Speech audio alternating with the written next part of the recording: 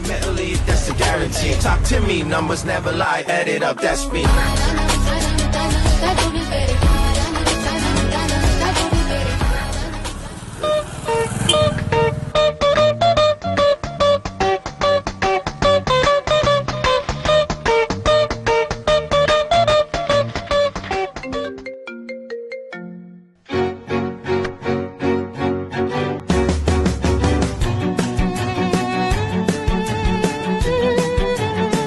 ആരാ ആരാ ആരാ ആരാ ആരാത്?